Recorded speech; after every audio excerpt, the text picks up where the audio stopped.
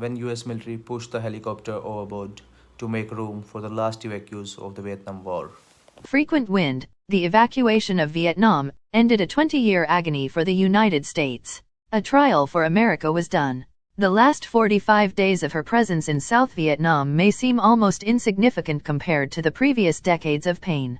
But, in continuous effort under ever-increasing pressure, the U.S. Embassy in Saigon, and its Defense Attaché Office, DAO, there, helped plan, prepare for, and ultimately conduct, the final evacuation from South Vietnam.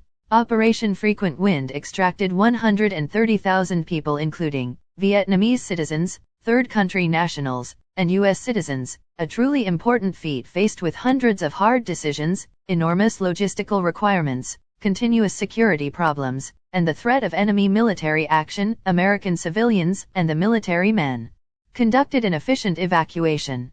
Graham Martin, the last U.S. ambassador to South Vietnam, and the man in overall charge of the evacuation, said that in the long run the extraction at Saigon would surely be judged as a hell of a good job.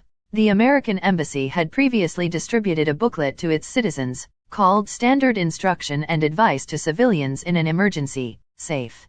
Between 29 and April 30, 1975, American helicopters landed at 10-minute intervals on the rooftop of the U.S. Embassy in Saigon to evacuate American diplomatic staff and at-risk Vietnamese. Helicopters that were built for 10 people were taking 5 times as many. Agitated and confused men, women, and children held onto what few possessions they could carry in their arms, until they were set for takeoff toward waiting American warships. Helicopters began to clog ship decks and eventually, some were pushed overboard to allow others to land. Pilots of other helicopters were told to drop off their passengers and then take off and ditch in the sea, from where they would be rescued. There are a variety of reasons why Americans chose to ditch a few helicopters in the waters. The aircraft carriers were running out of room to park these machines. Most of the helicopters technically belonged to South Vietnam, so U.S. military property wasn't being destroyed. A lot of refugees needed more space. The helicopters were a liability to flight operations on deck, etc.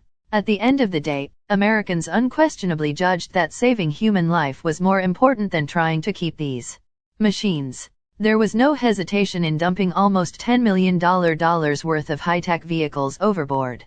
In Operation Frequent Wind, a total of 1,373 Americans and 5,595 Vietnamese and third country nationals were evacuated by helicopter. The total number of Vietnamese evacuated by frequent wind or self-evacuated and ending up in the custody of the United States for processing as refugees to enter the United States totaled 138,869.